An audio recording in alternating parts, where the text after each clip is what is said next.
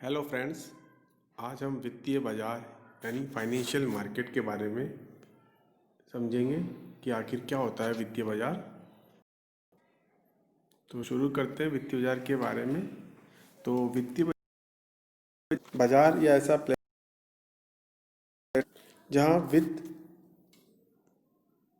जहाँ पर वित्त या धन से संबंधित लेन देन होते हैं, ऐसे बाजार को हम फाइनेंशियल मार्केट यानी वित्तीय बाजार कहते हैं। ऐसा व्यक्ति जिसे वित्त की आवश्यकता हो वो उधार लेने के लिए, और ऐसा व्यक्ति जिसके पास अतिरिक्त धन उपलब्ध हो पर निवेश करने के लिए यहाँ आते हैं और यहाँ पर अपना लेन देन करते हैं। समय के आधार पर वित्तीय बाजारों को दो भागों में बांटते हैं स्टूडेंट्स। एक होता है मुद्रा बाजार यानी मनी मार्केट, और दूसरा होता है पूंजी बाजार दैट इज कैपिटल मार्केट। तो मुद्रा बाजार क्या होता है इसको हम देखते हैं एक बार, यानी मनी मार्केट क्या होता है। तो ऐसा वित्तीय बाजार जहां एक वर्ष से कम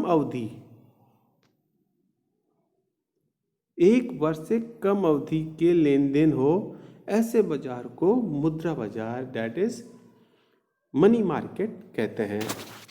एग्जाम्पल के लिए money at call, money at short notice, treasury bill, commercial paper etcetera etcetera. तो ये हैं कुछ उदाहरण मुद्रा बाजार के, जहाँ एक वर्ष से कम अवधि के लेन देन होते हैं, ध्यान रखना।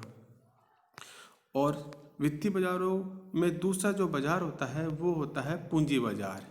तो पूंजी बाजार वह बाजार होता है जहाँ पर एक वर्ष से अधिक अवधि के लिए वित्तीय लेन देन होते हैं। ऐसे बाजार को पूंजी बाजार दैट इज कैपिटल मार्केट कहते हैं। एग्जाम्पल के लिए शेयर्स, डिबेंचर्स, बॉन्ड एट्सेट्रा आदि ऐसे बाजार है जहां पर एक वर्ष से अवधि के लेन देन होते हैं। तो ऐसे बाजार को हम क्या कहते हैं, पूंजी मार्केट यानी कैपिटल मार्केट। तो जो पूंजी मार्केट होता है स्टूडेंट्स, वो दो प्रकार का होता है। एक होता है प्राइमरी मार्केट, दूसरा होता है सेकेंडरी मार्केट, जिसे हम द्वितीयक बाजार कहते हैं। तो प्राथमिक बाजार किसे कहते हैं इसको समझते हैं। सबसे पहले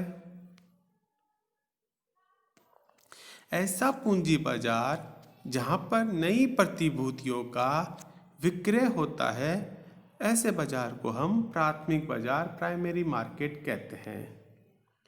किसी प्रतिभूति के जीवन काल का पहला विक्रय इस बाजार में होता है।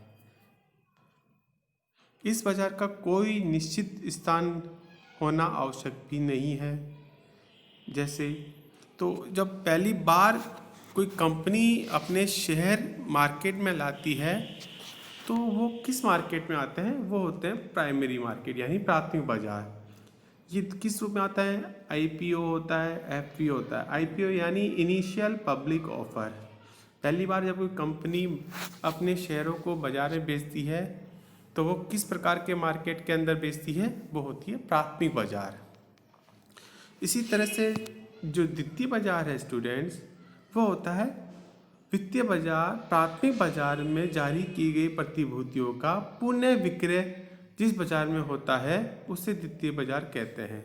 जैसे स्टॉक एक्सचेंज में हम जो शेयर मार्केट का ट्रेडिंग करते हैं स्टूडेंट्स, वो किस मार्केट में होता है, सेकेंडरी मार्केट।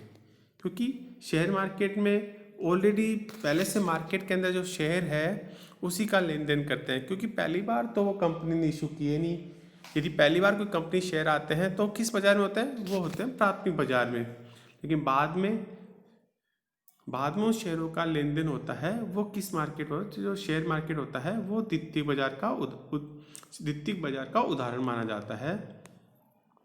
जैसे BSE, NSE, BSE that is Bombay stock exchange, और एनएसई बोले तो नेशनल स्टॉक एक्सचेंज।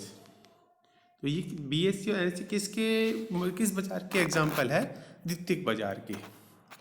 अब हम देख लेते हैं स्टूडेंट कंपनी क्या होती है। व्यावसायिक संस्था का सबसे बड़ा प्रारूप कंपनी कहलाता है।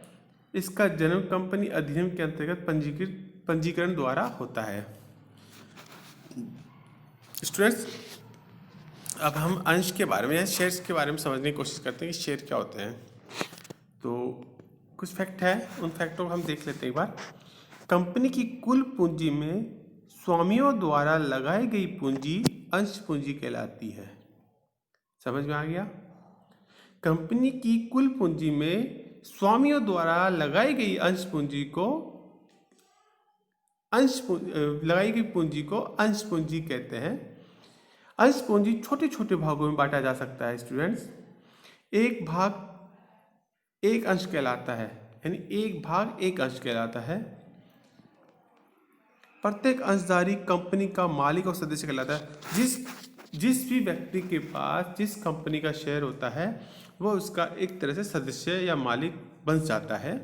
उस कंपनी के अंदर उसका मालिकाना हक मिल जाता है। प्रत्येक अंशधारी कंपनी के लाभ में हिस्सा प्राप्त करने का अधिकारी होता है, जिसे हम क्या कहते हैं? लाभांश, डिविडेंड्स कहते हैं। जब प्रत्येक अंशधारी कंपनी के लाभ में हिस्सा प्राप्त करने का अधिकार होगा तो सीधे से अर्थ है कि उसको जब कंपनी को नुकसान होगा तो नुकसान भी भुगतेगा। तो जो अंश होते हैं, अंश दो प्रकार के होते हैं स्टूडेंट। एक होता है पूर्वाधिकार अंश, जिसको हम प्रेफरेंस शेयर कहते हैं, और दूसरा होता है समता अंश, सामान्य अंश यानी इक्विटी शेयर्स कहलाते हैं। तो हम सबसे पहले देखते हैं पूर्वाधिकार अंश क्या होते हैं, और उसके बाद में हम देखेंगे कि समता अंश यानी इक्विटी अंश क्या होता है। तो ऐसे अंशधारी जिसे निम्न दो पूर्वाधिकार प्राप्त हो वह पूर्वाधिकार अंश कहलाते हैं। और ये दो पूर्वाधिकार क्या होते हैं, हम उनको समझते हैं। पहला है कि कंपनी के जीवन काल के दौरान यानी चालू व्यवसाय के दौरान समता इक्विटी अंशधारियों यानी इक्विटी जो शेयर होल्डर है उनसे पहले लाभांश प्राप्त करने का अधिकार हो। एक तो ये अधिकार होता है कि पूर्वाधिकार जो अंश होते हैं उनको इक्विटी शेयर होल्डर वालों से पहले लाभांश प्राप्त करने का अधिकार होता है। और दूसरा होता है कि कंपनी के समापन के समय इक्विटी अंशधारियों से पहले पूंजी वापसी का अधिकार प्राप्त होता है। यदि कोई कंपनी है जिसके अंदर कंपनी यदि बंद होती है तो उस कंपनी को बंद के दौरान सबसे पहले किसको पूंजी मिलेगी? वो उनको मिलेगी प्रेफरेंस शेयर होल्डर को। उसके बाद में जो बचेगी वो इक्विटी शेयर होल्डर को मिलेगी। तो जो इक्विटी और प्रेफरेंस शेयर होल्डर होते हैं उनमें यही फर्क है। जो प्रेफरेंस शेयर वालों को एक तो लाभांश प्राप्ति का अधिकार पहले होता है समता अंशधारियों से, और जब कंपनी का समापन होता है तो उस दौरान पूंजी वापसी का अधिकार भी समता अंशधारियों से पहले किनको होता है? पूर्वाधिकार अंश को। स्टूडेंट समझ में आ रहा है? इसी तरह से हम देख लेते हैं एक बार पूर्वाधिकार अंश होते हैं उनकी क्या क्या विशेषताएं होती है। तो जो पूर्वाधिकार अंश होते हैं उनकी विशेषता है, एक तो लाभांश की जो दर होती है वह पूर्व निर्धारित होती है, यानी दर जो होती है वह निश्चित होती है।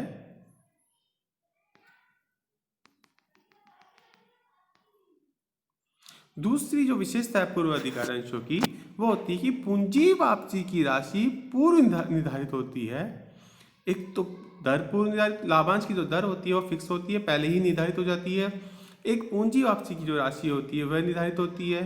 तीसरी जो विशेषता है पूर्वाधिकार अंश की वह होती है पूंजी वापसी का समय पूर्व निर्धारित होता है, समय भी पहले निर्धारित हो जाता है। भारतीय कंपनी अधिनियम के अनुसार पूर्वाधिकारी अंशों का अधिकतम आयु 20 वर्ष हो सकती है।